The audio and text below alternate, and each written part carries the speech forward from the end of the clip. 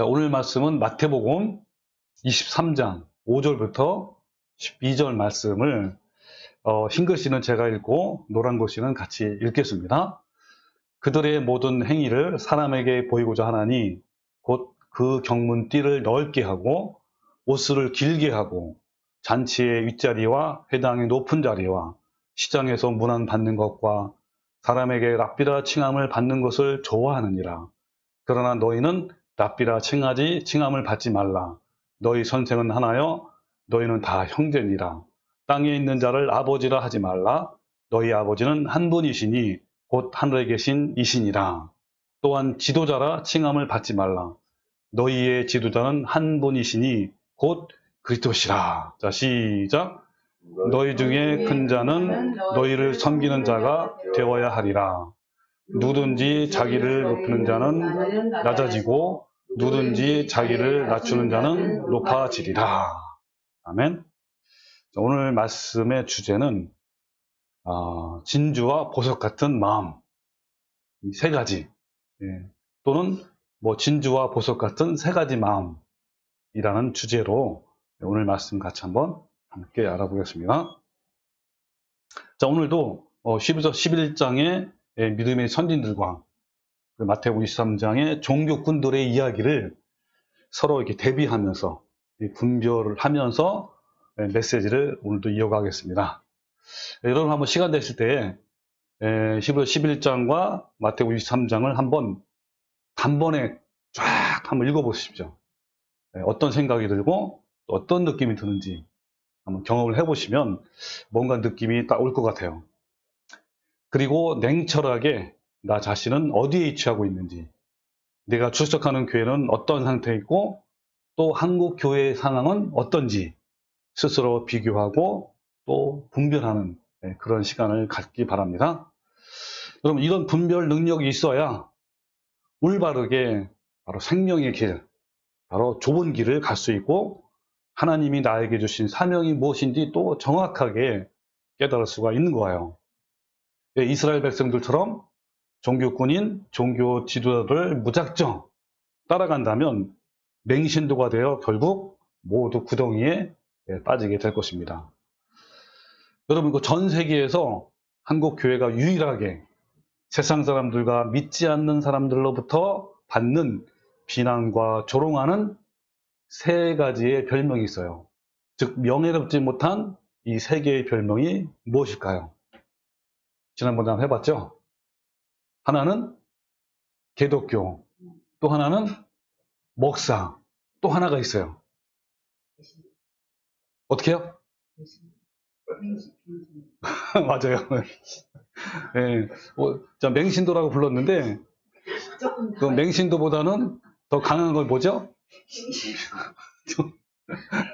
네, 그래서 저도 그 말을 못 하겠더라고. 자꾸 그래서 그 말은 대신 안 하려고 그러는데 어쨌든 정확히 말하면 병신도, 이게 세 가지라고 이렇게 합니다. 근데 여러분, 보통 교회에서 이 직분을 크게 두 개로 나누면 하나는 사역자, 이제 평신도로 나누는데 정말 누가 이렇게 구분을 해놓았는지 모르지만 전혀 성경적이지 않습니다.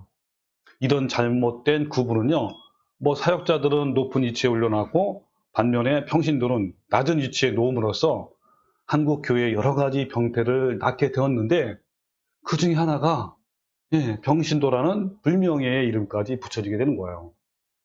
자, 오늘 본문 말씀에는 뭐라 그랬죠? 너희는 다 같은 뭐라고요? 형제다 라고 예수님이 말씀했잖아요. 우리는 각 지체로서 단지 맡은 직무만 다를 뿐이지 다 같은 한 몸이에요. 어떤 성도는 손과 발의 역할 또는 눈과 코의 역할을 하고 또 나는 목사로서 입의 역할을 하는 것 뿐이지 하나님은 머리시고 우리는 다 지체로서 한 몸이란 말이에요. 기독교인들을 이제 보면요, 대부분의 사람들이 사회에서나 가정에서 또는 각자 위치에서 자리에서 올바른 이성과 판단과 사리 분별을 가지고 정상적인 활동을 하고 있어요. 여러분도 마찬가지죠? 그런데 이 교회라는 폐쇄된 공동체 안에 들어오기만 하면 마치 딴 세상에 온 것처럼 갑자기 모든 판단과 분별력을 잃어버리고 비이성적인 맹신도 모드로 탁 변화가 돼요. 이것은 마치 그 남자가 이제 군대를 마치고 병역 의무를 마치고 이제 사회생활을 몇 년 하다가 예비군 훈련을 꼭 하게 돼 있어요. 예비군 훈련은 뭘 입죠? 예비군 군복을 입어요. 그러면 갑자기 옛날 군대에 있을 때 제대 말년의 모습으로 돌변합니다. 그리고 또 어떻게 비유할 수 있냐면 그렇게 모험적이고 깔끔한 언행을 하는 일반 사람들이 이게 춤추는 나이트클럽 있잖아요. 그런데 들어가기만 하면 갑자기 그죠? 이상한 모습으로 변하는 것처럼 그렇게 각자 위치에서 합리적이고 냉철한 사람들이 성경을 탁 끼고 교회에 들어오는 순간 어떻게 바뀌어요? 맹목적이고 무지맹무한 몽매한 그러한 맹신도로 전락해버린단 말이에요. 자, 이런 모습을 보면 정말 안타까운 현실인데요.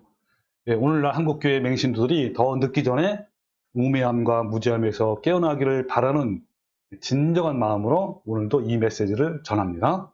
자, 이제 한번 본문 말씀으로 다시 한번 돌아가 봅시다.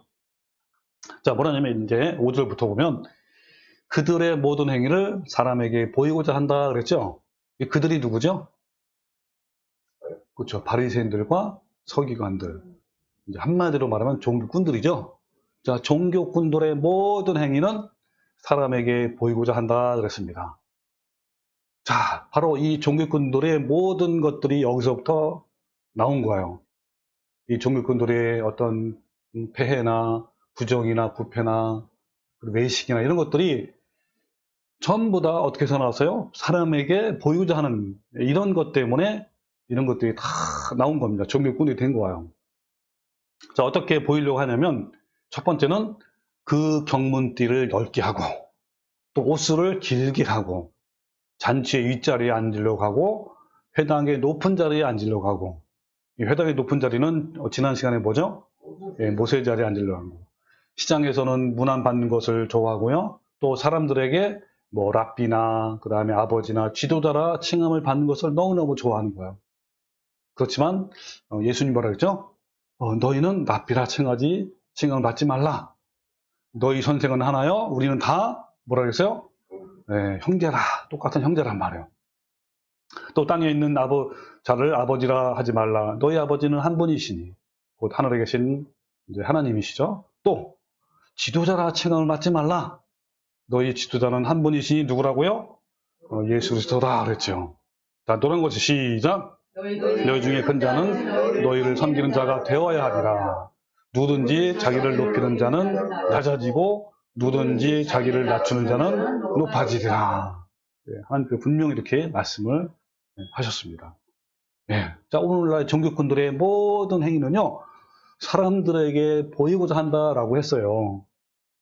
종교꾼들의 모든 관심과 초점은 한 단어로 말하면 과시종교. 그러니까 종교꾼들의 모든 행위는 사람들에게 보여 자기를 위한 목적으로 이렇게 하는 거예요. 이것은 마치 정치꾼들이 많은 사람들에게 지지를 얻기 위해서 거짓으로 가장하고 아름답게 꾸미고 막 쇼하는 것과 같은 거예요. 그들은 하나님 앞에서 살아가고 신앙이 있다고 말은 하지만 실제로는 하나님 앞에서 경외하는 삶이 아닌 사람 앞에서 외식하고 가식적이고 위선적이고 그리고 거짓된 종교 행위의 삶을 살아가고 있는 거예요. 구약이나 신약이나 그리고 오늘날에도 신자 형태를 두 가지로 나눌 수 있어요. 한 가지는 하나님 앞에서 살아가는 사람이 있어요. 또 한 가지는 사람들 앞에서 살아가는 사람들. 이 사람들 앞에 살아가는 사람들은 아까 모든 행위를 사람들에게 보이는 자들을 말하는 거예요. 이 두 가지 형태로 나눌 수가 있어요. 그러면 하나님 앞에서 살아가는 사람들은 어떤 모습일까요? 하나님은 어떤 분이시죠? 하나님은 사람의 외모나 겉으로 드러나는 행동을 보시는 것이 아니라 사람의 마음의 중심을 보시고 그 은밀한 것까지 관찰하시고 마음에 숨은 동기까지 살피시는 분이 바로 하나님이셔요. 사람들에게는 자신의 본심을 얼마든지 속일 수 있고 감출 수 있지만 하나님 앞에서는 벌거벗은 것 같이 다 드러난다고 말씀했습니다. 사무엘상 16장 10절에 보면 내가 보는 것은 사람과 같지 아니하니 사람은 외모를 보거니와 나 여호와는 중심을 보느니라 그랬어요. 그 또한 하나님은요, 사람의 배부와 심장을 보시고 사람의 앉고 일어섬을 다 아시고 멀리서도 생각을 밝히 아시는 분이라고 성경은 말씀하고 있습니다. 성경을 볼까요? 예레미야 20장 12절에 보면 의인을 시험하사 그 배부와 심장을 보시는 만군의 여호와여 그랬죠. 이 만군의 하나님은요, 우리 마음의 배부와 심장을 보시는 분이에요. 또 14장 13절에 지으신 것이 하나라도 그 앞에 나타나지 않음이 없고 오직 만물이 우리를 상관하시는 자의 앞에 벌거벗은 것 같이 드러난다라고 말씀하고 있습니다. 그래서 10편 130편 2절에 보면 주께서 내가 앉고 일어섬을 아시고 멀리서도 나의 생각을 밝게 하시오니 나의 모든 길과 또 내가 눕는 것을 살펴보셨으므로 나의 모든 행위를 익히 하시오니 여호와여 내 혀의 말을 알지 못하시는 것이 하나도 없다라고 말씀하고 있어요. 예, 맞습니다. 하나님은요, 나의 생각을 다 아시고 나의 모든 행위를 다 아시고 또 내가 말하는 모든 것을 다 아시는 분이 하나님이시란 말이에요. 그래서 최종적으로 전도서 12장 14절에 하나님은요, 모든 행위와 모든 은밀한 일을 선악간에 심판하시는 분이 바로 하나님이셔요. 자, 이런 하나님 앞에서 살아간다는 것은 어떤 것을 의미하죠? 예, 인간은 마치 투명한 어항 안에 갇혀있는 물고기처럼 모든 것을 다 아시는 초월자 하나님 앞에 서 있는 것 같단 말이에요. 그래서 진정으로 하나님 앞에 사는 사람은 하나님을 매일 매 순간 경외하는 삶을 사는 사람들이에요. 간단히 말하면 히브리서 11장의 믿음의 선진들이란 말이에요. 하나님을 경외한다는 것은 나의 모든 생각과 마음을 살피시는 그 하나님 앞에서 두렵고 떨림으로 매 순간 또 어디서든지 하나님의 거룩한 형상을 담기 위해 분투하는 삶을 사는 사람들을 말한 거예요. 요즘에 농부가 우리 두 분 딱 보면요, 정말 손님들이 막 밀려와요. 그 가운데서도 뭐 여러 가지 사람들이 많잖아요. 자기를 공격하고 무시하고. 그런데도 불구하고 거기서 주님 모든 걸 다 보시고 아시잖아요. 주님을 의식하면서 정말 주님의 형상을 어떻게 하면 닮을까? 이런 분투하는 삶을 사는 사람들이 바로 하나님 앞에 사는 사람들이란 말이에요. 진정으로 하나님 앞에 사는 사람은 자신의 마음속 중심이 정말 하나님께만 향해 있는지, 마음에 무슨 생각을 품고 사는지, 그리고 자신의 마음에 부패하고 더러운 은밀한 죄가 없는지 등등 날마다 자신을 살피면서 주님을 닮아가는 사람들을 말하는 거예요. 자, 성경에 보면요, 로마서 8장 5절에 육신을 따르는 자는 육신의 일을, 영을 따르는 자는 영의 일을 생각한다 그랬죠. 생각. 여러분, 마음으로 생각하는 게 얼마나 중요한지 그 다음 구절에 뭐라냐면 육신의 생각은 사망이요 영의 생각은 생명과 편안이라. 육신의 생각은 하나님과 원수가 되나니 이는 하나님의 법에 굴복하지 아니할 뿐만 아니라 뭐라고요? 할 수도 없다 그랬어요. 그러니까 하나님은 우리 마음의 생각과 모든 것을 살피시는 하나님이시란 말이에요. 그래서 하나님은 그 생각을 중요시하는 거예요. 그래서 마태복음 6장 1절에 보면 사람에게 보이려고 그들 앞에서 너의 의를 행하지 않도록 주의하라.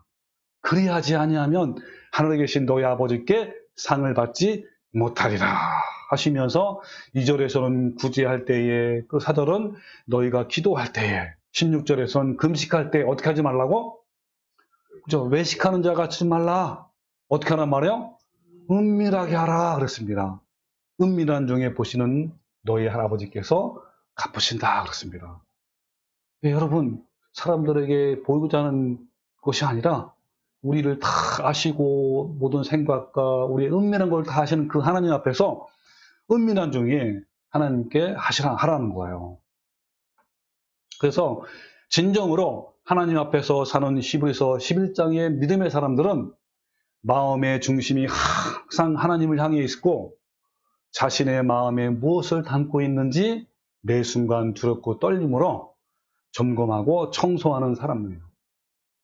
하나님 앞에서 사는 히브리서 11장의 믿음의 사람들은 사람들로부터 오해를 받을 때에도 또 사람들에게 변명하기보다는 오직 하나님이 자신을 어떻게 보시는가에 관심만 있을 뿐이에요. 우리는 뭘 보고 판단해야 돼요? 사람이 아니라 하나님이 나를 어떻게 보시는가. 여기에 초점을 맞추는 거예요. 여러분, 사람들로부터 칭찬과 높임을 받을 때 자랑과 교만의 독초가 자기도 모르는 사이에 싹이 트고 점점점 무럭무럭 자란단 말이에요. 우리가 주의 깊게 자신을 돌아보지 아니하면 누구든지 언제든지 시기와 질투와 자랑과 교만이라는 암초에 걸려 넘어질 수가 있어요. 어떤 사람은요, 타인의 평가에 대해서 예민한 사람이 있어요.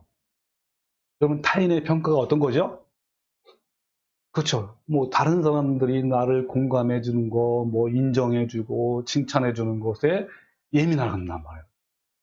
또 때로는 뭐 다른 사람이 나를 막 무관심해, 또 무시하거나 또 비난한 것, 이런 말에 예민하게 반응하는 사람이 있어요. 물론 사람은 부패한 마음 때문에 기본적으로 이런 성향을 갖고 있어요. 그러나 예수님을 닮아가는 진정한 성도들은 타인의 반응과 평가에서 이 자유함을 누려야 돼요. 이 자유함이 얼마나 좋은지 아세요? 네. 그래야만 사람에게 잘 보이기 위해서 외식하고 가식적인 행동에서 자유로울 수가 있는 거예요. 여러분, 이런 자유함을 우리는 누릴 수 있어야 돼요.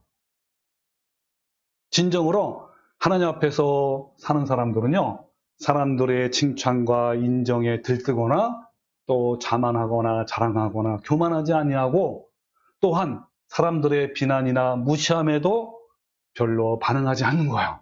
꿈쩍도 안 하는 사람이 있어요. 네, 저도 그런 부분에서 좀 약하기 때문에 거기에 이르려고 저도 부단히 주님께 나가고 있습니다. 예수님의 성품을 닮아가는 성도로서 이런 것들로부터 자유함이 없으면요, 시기와 질투와 외식과 교만 등에 얽매이기 쉽고 정말 평강을 누릴 수가 없어요. 네. 이 땅에서 비참한 삶을 살게 되고 또 영원한 멸망이 있을 뿐입니다. 여러분이 만약에 아직도 이런 상황에 있다면 날마다 주님의 십자가 앞에서 자신의 정욕을 십자가에 못 박아야 하는 거예요.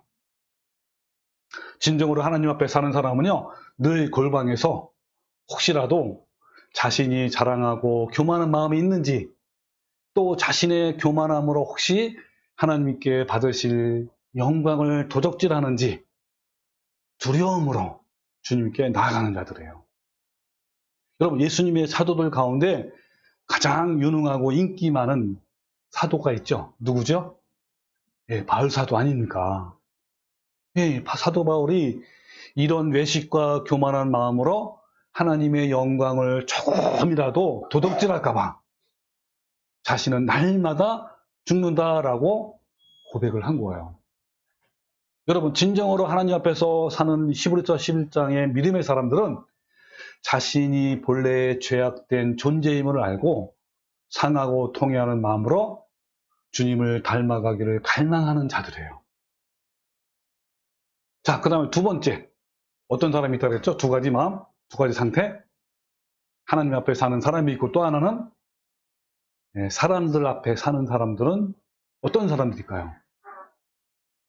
사람들 앞에 사는 사람들은요, 사람들이 자기에 대하여 무엇이라 말하는가, 자신을 어떻게 판단하는가, 또 사람들이 보기에 자신은 어떻게 비치는가 등등 다른 사람들이 자신에 대한 평가와 판단과 말, 이런 것들에 아주 예민하게 반응하고 모든 관심을 집중시키는 삶을 사는 사람들이에요.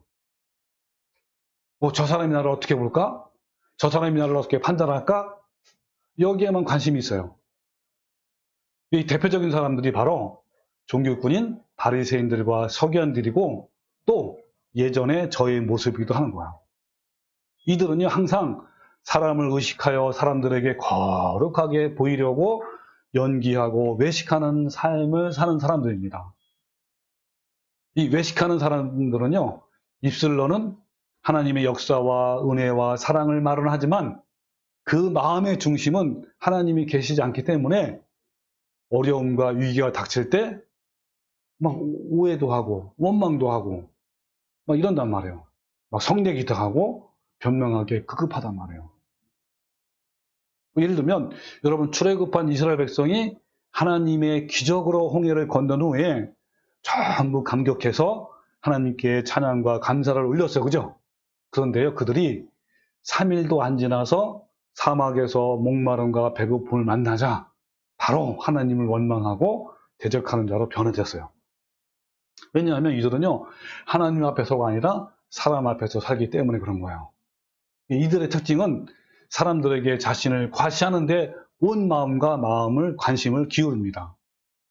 이들은 하나님 사람으로부터 칭찬과 높임을 받으면 막 자화자찬하고 또 겸손을 가장해서 자기의 영광을 구하고 취하는 자들이에요.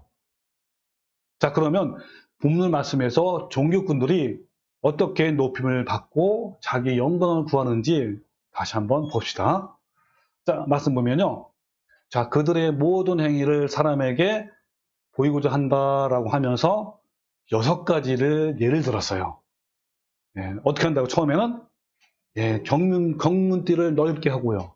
또 옷수를 길게 하고 그 다음에 잔치의 윗자리에 앉고 또 회당의 높은 자리에 또 앉고 시장에서는 문안 받는 걸 좋아하고 또 사람들에게 랍비가 선생이에요. 그 다음에 아버지, 지도자라 칭함을 받는 것을 좋아한다라고 했어요.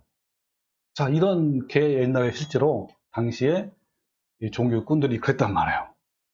네. 첫 번째 그 경문띠를 넓게 해서요.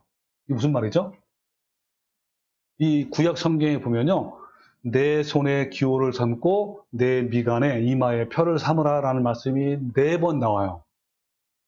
이 경문을 다른 말로 하면 테필린이라고 하는데 이 테필린은 이런 네모 상자에다가 아까 4개의 말씀을 이렇게 히브리어로 적어서 똘똘똘 말아가지고 그 안에 집어넣어요. 그래가지고 검은 가죽 끈으로 연결해가지고 막 팔에 감고 손목에 감는 거죠. 그리고 이마의 정중앙에다 이렇게 띠를 묶는 것을 말하는 거예요. 유대인들은요 지금도 그래요. 이 경문을 손과 이마에 묶은 채 이 토라, 모세오경을 읽거나 또 기도를 하거나 다양한 종교 활동을 합니다. 그런데 유대인 종교꾼들은요 이 경문을 넓게 해가지고요 사람들의 눈에 보이기 위해서, 잘 보이기 위해서 자랑하고 외식하는 행동을 하는 거예요. 자, 그 그림을 보면요. 아까 이 4가지 말씀이 여기에 나오죠. 출애굽기 13장 1절 10절. 그 다음에 11절 16절은 온전한 구원의 말씀이고 신명기 6장 4절 9절은 쉐마의 말씀. 그리고 신명기 11장 13절 21절은 축복과 저주의 말씀. 이 4가지 말씀이 너무너무 중요해가지고 꼭 어떻게 하라고 했어요? 내 손목에 표를 삼고 또 내 이마에 표를 삼아라 라고 하나님 명령을 했어요. 그래도 이들은요 실제로 그렇게 하는 거예요. 네모 상자에다 이렇게 해놓고 손목에 차고 또 이마에다 이렇게 네모 상자를 이렇게 해가지고 어떻게 합니까? 여기 보면 성경을 읽고 토라를 읽고 그리고 기도하고 이렇게 한단 말이에요. 여기 보면요 자세히 나와있죠. 어떻게 하라는 거. 그래서 이 경문띠를 또는 경문을 넓게 한다는 것은 이 네모 상자를 크게 한다든지 그 줄띠를 넓게 한다든지 이렇게 하는 거예요. 지금도요 이들은요 가정에서 회당에서 통곡의 벽에서 이렇게 하고 있어요.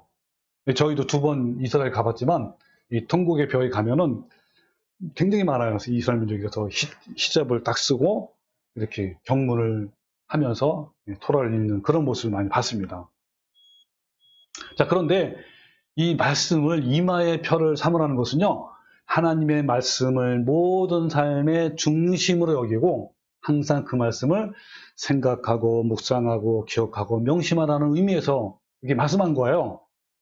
또 말씀을 손의 표를 삼으라는 말은 그 하나님 말씀을 삶 속에서 지켜 행하라라고 주신 말씀인데, 이 종교꾼들은 그냥 그대로 팔과 이마의 장식품으로 바꾸어서 과시용으로, 전시용으로, 자랑용으로 쓴단 말이에요. 그 다음에 두 번째로 옷의 수를 길게 한다는 것이 어떤 의미일까요? 자, 한번 우리 같이 그림을 봅시다. 한번 말씀을. 이 말씀이 어디서 나왔냐면요, 민수기 15장 37절에 이 말씀 나와요. 여기 보면 여호와께서 모세에게 말씀하여 이르시되 이스라엘 자손에게 명령하여 대대로 그들의 옷단 귀에 수를 만들고 또 청색끈을 그 귀에 수를 더하라 라고 했어요. 자, 근데 이유가 있어. 왜 수를 더하라고 했냐면, 길게 하라고 했냐면, 뭐라 그랬죠? 왜냐하면 이 술은 너희가 보고 여호와의 모든 계명을 기억하고 준행하기 위해서 이렇게 하라고 하는 거예요. 그걸 보면서. 또 두 번째는 너희를 방종하게 하는 자신의 마음과 눈의 욕심을 따라 음행하지 않게 하기 위해서 이거를 하라고 한 거예요. 근데 이스라엘 이 종교꾼들은 어떻게 했다고요? 이걸 자랑 삼아 과시용을 했단 말이에요. 자, 그래서 이런 형태의 뭡니까? 이 옷술이에요. 길게 하고 이렇게 쓰면서 입으면서 막 다니고 했는데, 얼마나 과시용했냐면 여기 보세요. 휘황찬란하게 입으면서 길게 했죠, 그죠? 띠를 얼마나 길게 했는지 못해보세요. 막 휘황찬란하게 막 다니면 주위에 있는 백성들이 저 사람들 보러 가면서 이렇게 막 존경하고 막 떠받들었단 말이에요. 그 옆에는 여기 바로 모세의 자리예요. 모세의 자리에 앉아서 막 이렇게 하고 또 이렇게 하는 모습을 여러분이 봤단 말이에요. 근데 이런 것들이요, 오늘날에 어떻게 발전되냐면 가톨릭의 영향을 줬고, 또 가톨릭의 영향을 받아서 우리나라도 마찬가지예요. 목사들은 목사 가운이 있고요. 그 다음에 또 성가대 가운도 있어요. 이런 걸로 이렇게 발전이 되어 왔습니다. 자, 그래서 이 종교꾼들은요, 정말 사람들의 눈에 잘 보이고 과시하기 위해서 옷술을 길게 하는 거예요. 자, 그러면 오늘날 목사들은 어떤 방법으로 자신들을 막 과시하고 자랑하고 또 영광으로 삼을까요? 어떤 것들이 있을까요? 그렇죠. 예를 들면, 맞아요. 예를 들면 뭐 그들의 연봉, 네? 그 다음에 고급 승용차는 어떤 승용차인지, 그리고 어떤 직함이나 인맥이 있고 학력이 있는지, 뭐 이런 것들. 그 다음에 박사 가운도 있고 막 모사 가운, 이런 것들로 인해서 자신을 드러내 보이는 것 같은 거예요. 오늘날 종교꾼들은 자신들이 제사장이라고 하고 또 선생과 아버지와 지도자의 자리에 앉아서 하나님의 영광을 가르치고 있습니다. 근데 한국 교회의 교인들은요, 이러한 사실을 분별하고 직시해서 이 시대의 사건 목사들로부터 기회가 남아있을 때 속히 탈출해야 하는 거예요.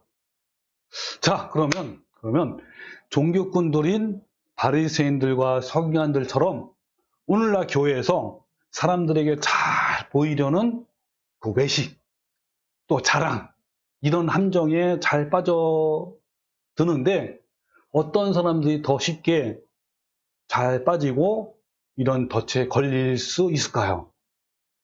어떤 종류의 사람이고 또 어떤 특징이 있을까요? 그런 사람들은.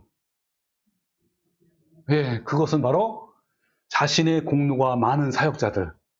이 사역자는 목사들, 뭐 또는 선교사란 종교꾼들 뿐만 아니라 평신도들 중에도 직분자들, 권사나 뭐 장로나 집사, 뭐 이런. 또 열심히 있는 교인들도 얼마든지 사람들에게 잘 보이려는 외식에 빠질 수가 있어요. 자, 전에도 한번 제가 질문한 적이 있는데 다시 한번 질문해 볼게요. 교회에서 제일 무서운 세 종류의 사람이 있어요. 어떤 사람들일까요? 자, 첫 번째는요, 헌금을 가장 많이 하는 장로와 권사. 두 번째는 새벽 기도를 가장 많이 참석한 권사. 그 다음에 세 번째는 40일 동안 금식을 한 목사라고 하는 거예요.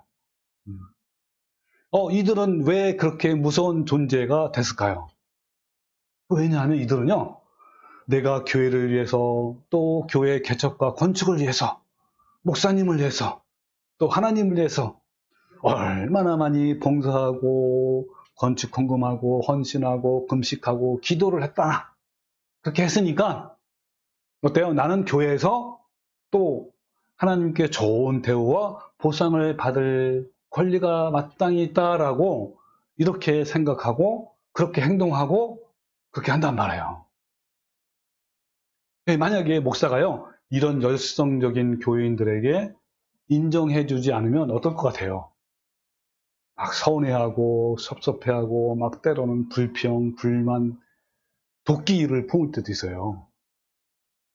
이런 자들에게 기도가 응답되지 않고 오히려 어려운 일이 생기면 어떨 것 같아요? 결국요, 불신의 마음으로 하나님을 원망하고 불평불만하는 거예요. 교회를 떠나가기도 하고요. 이와 같이 교회에 헌신하고 봉사하고 구제하고 기도하고 금식하는 등 이걸 뭐라 하냐면 종교행위라 불러요. 종교적 행위. 이런 것을 많이 하는 교인들에게 어떤지 아세요? 사탄이 여지없이 다양한 방법으로 유혹한단 말이에요. 이 사탄은 이런 사람들을 하여금요, 불만과 불평을 토함으로 단을 짓게 하고 공동체를 파탄나게 합니다. 사탄은요, 이러한 인간의 욕심과 탐심을 너무나도 잘 알고 있기 때문에 그것을 미끼로 삼아서 자신뿐만 아니라 공동체를 파괴시킨단 말이에요. 그래서 예수님이 산상보훈에서 뭐라 그랬다고요? 사람에게 보이려고 그들 앞에서 너의 의를 행하지 않도록 주의하라. 그리하지 아니하면 하늘에 계신 너희 아버지께 상을 받지 못할 거다라고 경고의 말씀을 하시는 거예요. 사람에게 잘 보이려고 또 사람에게 영광을 받으려고 구제하고 금식하고 기도 많이 하고 헌금도 하고 좀 더 열심히 하는 것이 여러분 얼마나 큰 죄인지 아세요? 얼마나 독이 되는지 아십니까? 어떤 사역이나 종교적 행위를 하든지 사람을 의식하게 되면 거짓된 외식에 빠지기 쉬워요. 외식은요, 하나님의 영광을 도적질하는 행위예요. 외식은 종교적 행위를 남에게 보여서 인정과 칭찬을 받고자 하는 자들에게 나타나는 그런 것들이란 말이에요. 이런 외식의 뿌리는 뭐가 있어요?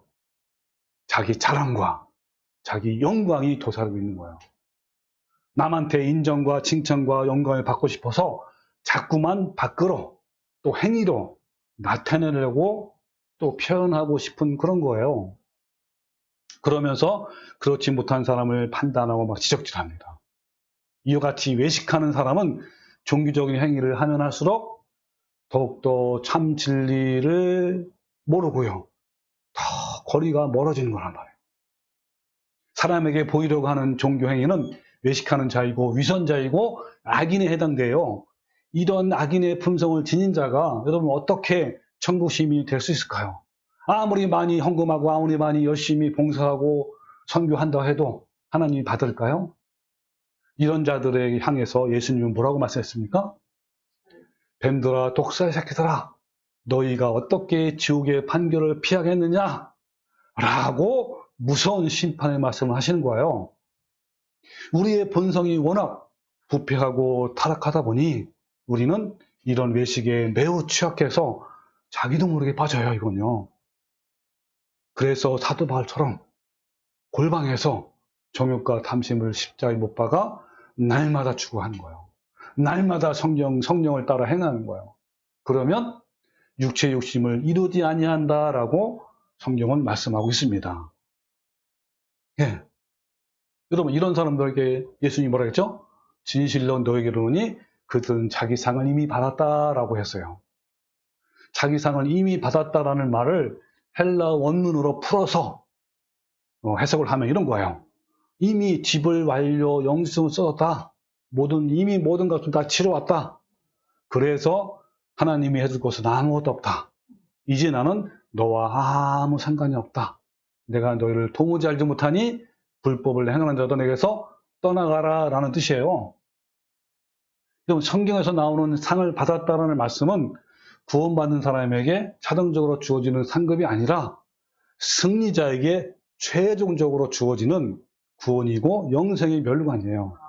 따라서 우리가 아무리 열심히 구제하고 선행하고 기도하고 금식하고 봉사해도요, 사람에게 보이려고 외식한다면 생명의 멸관을 받지 못한다는 것이고 영원한 멸망이라는 것을 하나님이 분명히 말씀해 주시는 거예요. 남이 나를 알아주는 것과 남에게 잘 보이기 위해서 하는 것들로부터, 그러니까 외식하는 것들로부터 여러분 반드시 자유함을 얻으십시오. 내가 이러이러한 선행과 종교적 행위를 열심히 했는데 다른 사람이 알아주고 인정받기를 원하는 그런 욕구로부터 해방되십시오. 내가 정말 어려운 가운데서도 봉사와 구제와 헌금을 했는데 사람들에게 인정과 칭찬받기를 원하는 마음을 버리는 거예요. 여러분, 나의 구주이시며 나의 아버지가 되신 하나님이 아시면 되는 거 아닙니까? 하나님 나를 알아주잖아요. 하나님이 알아주고 인정해 주시는데 무엇이 더 필요합니까? 그렇다고 우리는 하나님이 나를 알아주기 위한 목적으로 선한 행동을 하는 것이 아니라 어떻게 한다고요? 그렇죠. 네, 맞습니다. 벌레 같은 죄인이 나를 받아주시고 용서해 주시고 사랑해 주시고 그 사랑과 은혜 때문에 주님께 그냥 순종하는 거예요. 좋아서 자발적으로. 히브리서 11장의 믿음의 선진들은 하나님이 나 같은 죄인을 살렸고 지금도 살리시는 그 사랑과 은혜 때문에 선교도 하고 전도도 하고 기도와 찬양과 예배에 헌신하는 거예요. 이 하나님 앞에 사는 히브리서 11장의 믿음의 사람들은요, 하나님의 사랑이 너무 크고 기뻐서 자발적으로 헌금을 하는 것이지 어느 대가성을 기대하는 그런 자들이 아니란 말이에요. 이들은요, 종교꾼들과 맹신들처럼 내가 복을 받기 위해서, 돈도 잘 벌고 성공하기 위해서, 내 질병을 치유받기 위해서 또는 천국 가기 위해서 열심히 하고 선교하고 전도하는 것이 아니라 또 그것 때문에 기도와 찬양과 예배를 열심히 하고 봉사하고 헌금하는 것이 전혀 아닌 거예요. 구약이나 신약이나 오늘날에도요, 종교꾼들은 성경에 나오는 온갖 축복의 구절을 나열하면서 헌금을 많이 하면 이 땅에서도 몇 배로 축복을 주실 것이고 천국에서도 큰 상급이 있을 것이고 또 자녀가 좋은 대학 가고 좋은 직장을 얻을 것이고 승진하고 성공할 것이라고 하면서 헌금을 막 부추겨요. 또 교인들은 목사에게 인정받고 싶고 또 사람들에게 인정과 칭찬을 받기 위해서 또 때로는 교회의 직분 체면 때문에 자기가 장로이고 권사가 돼봐요. 체면이 있어, 사람이. 특히 한국 사람은 체면을 얼마나 중요시하는지 그런 체면 때문에 종교 행위를 열심히 한단 말이에요. 그래서 일부러 교회에서는요, 대부분 많은 사람들을 다 직분을 줘요. 웬만하면 장로, 권사, 그냥 교회만 나와도 집사예요. 뭐 하기 위해서? 자기의 체면을 중요시하잖아요, 한국 사람들은. 그러니까 체면 때문에 헌금도 많이 하게 돼 있어요. 또 헌금을 또 하면 주보에다가 헌금했다고 적어 안 적어? 적어. 그렇기 때문에 헌금을 또 해야 돼. 이렇단 말이에요. 그러니까 어때요? 한 부부가 있으면 한 사람은 교회 열심히 나가고 한 사람은 교회 안 나가. 서로 싸워요. 교회 안 나가는 사람은 자기는 죽어도 안 나간다, 이 사람 때문에. 그리고 막 이혼하고 헤어지고 이렇단 말이에요. 여러분, 진정으로 하나님 앞에 사는 사람은요, 아무도 몰라주고 인정해주지 않고요, 하나님을 사랑하기 때문에 그렇지 않는단 말이에요. 은밀하게 또 여러 가지 흔들리지 않고 한단 말이에요. 여러분, 우리가 위선과 거짓과 외식하는 것들로부터 벗어나 자유함을 누리기 위해서요, 일단 어떤 마음이 변하냐면 내가 가지고 있는 물건, 물질, 시간, 체력 이런 것들은 내 것이 아니라 하나님 것임을 인식하면 돼요. 그러니까 내 재산과 내 물질과 내 시간은 내 것이 아니라 주인이신 하나님의 것임을 항상 의식하는 거예요. 그런데 내 것이라고 생각하는 순간 인색하게 되고 자랑하게 되고 사람들과 하나님께 인정받고 칭찬받고 영광을 받으려고 하는 거예요. 이런 것들로부터 자유함을 누리기 위해서 우리는 지금부터 제가 아주 중요한, 너무너무 중요한 세 가지 마음이 있는지 없는지를 점검을 하십시오. 그 세 가지 마음이 하나는 종의 마음, 또 하나는 세리의 마음, 또 하나는 탕자의 마음이에요. 자, 먼저 종의 마음, 누가복음 17장 7절부터 10절인데 같이 한번 읽어볼까요? 자, 시작. 너희 중 어떤 사람에게 갈렙이나 양치 않는 종이 있다고 하자. 그가 밭에서 돌아오면 어서 이리 와서 앉아 먹으라 할 주인이 있겠느냐? 오히려 그에게 너는 내 저녁부터 준비하고 내가 먹고 마시는 동안 시중을 들다가 내 식사가 끝난 다음에 내가 먹고 마셔라 하지 않겠느냐?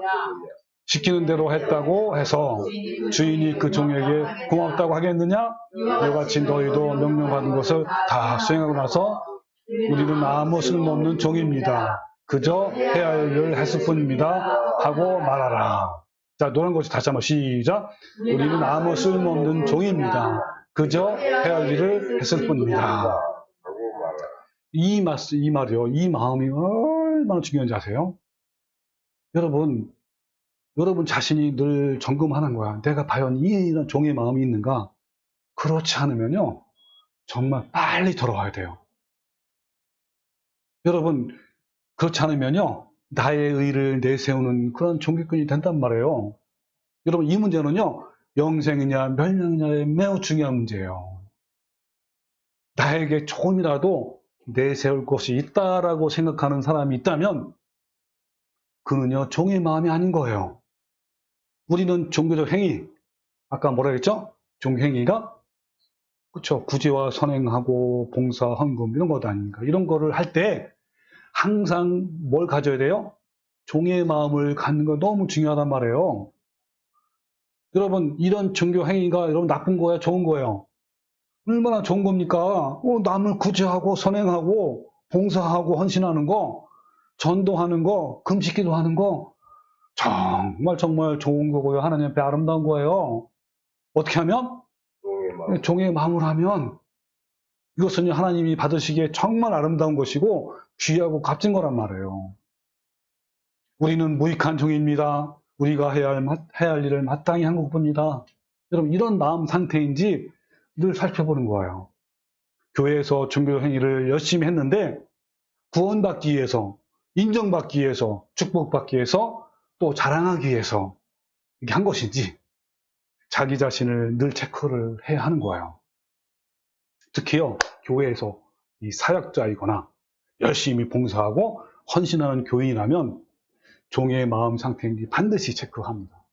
그렇지 않으면 우리는 언제든지 외식하는 무서운 죄에 빠질 수 있어요. 이런 종의 마음은 그냥 되고 싶다고 해서 된 것이 아니고요. 또 억지로 된 것도 아니에요. 뭐가 필요하죠? 그렇죠. 내가 죄인임을 늘 깨닫고 파탄된 마음으로 주님 앞에서 내 자아를 깨어 부술 때 그때 종의 마음으로 바뀌는 거예요. 그래서 두 번째, 여러분, 마음이 누구의 마음이라 그랬죠? 그렇죠. 자기의 죄인임을 고백하는 세리 마음이에요. 세리는 저 구석에 안 가가지고요, 얼굴도 감히 들지 못하고 가슴을 치면서 하나님, 나를 불쌍히 여겨주세요. 나는 죄인입니다. 라고 상하고 통회하는 마음으로 주님께 나아간 자가 바로 세리란 말이에요. 자, 같이 한번 읽어볼까요? 누가복음 18장 13절 시작. 세리는 멀리 있어서 감히 눈을 들어 하늘을 쳐다보지도 못하고 다만 가슴을 치며 이르되 하나님이여 불쌍히 여기소서 나는 죄인입니다. 자, 이게 바로 세리의 마음이에요. 여러분, 이 나의 악한 본성을 늘 깨닫고 상한 심정으로 통회하면서 주님께 나가는 자가 바로 세리의 마음이란 말이에요. 거기서 날마다 내가 죽는 거예요. 자신의 악한 본성을 깨닫지 못해서 상하고 통회하는 그런 애통하는 마음이 없단 말이에요. 그거 없으면 어떻게 됩니까? 날마다 주님의 십자가에 나가지 않게 돼요. 나가겠으면 안 나가잖아요. 그러면 하나님 앞에 사는 사람이 아니라 사람들 앞에 사는 종교꾼이 돼요. 여러분, 이게 얼마나 중요한지 아십니까?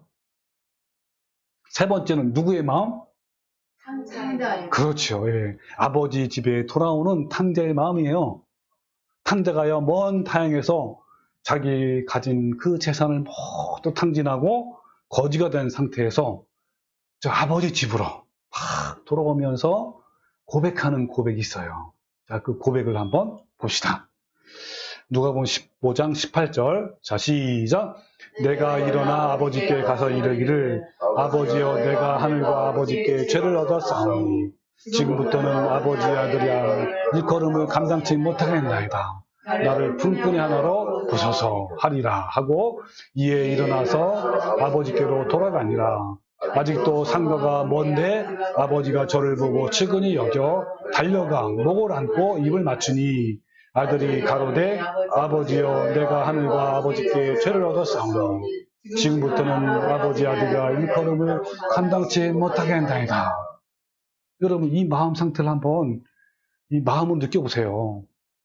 여러분 이 탕자의 마음을 한번 헤아려 보십시오. 여러분 이 죄인임을 고백하는 세리와 아버지 집에 돌아온 탕자가요 애통하고 통회하는 마음이 여러분 이때 한 번뿐일까요? 전혀 그렇지 않습니다. 평생 동안 나 같은 죄인을 받아주시고 안아주시고 불쌍히 여겨주셔서 아들로 삼아주신 그 아버지의 사랑을요 하루도 한시도 잊지 못하는 거예요. 항상 같은 마음인 거예요. 여러분은 어떠십니까?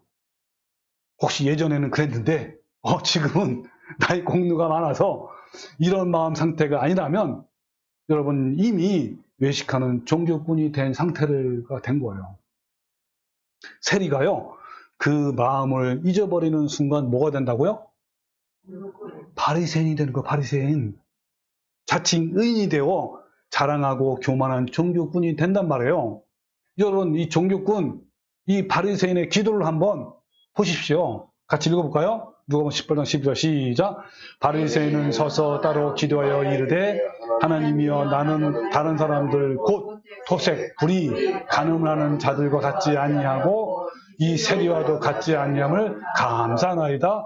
나는 일회에 2번씩 금식하고 또 소득의 11조를 드립니다. 나는 이것도 하고 구제도 하고 금식하고 또 기도도 많이 하고 그리고 성경도 많이 읽고 연구하고 가르칠 자입니다 라고 이렇게 여러분 하는 거예요. 네.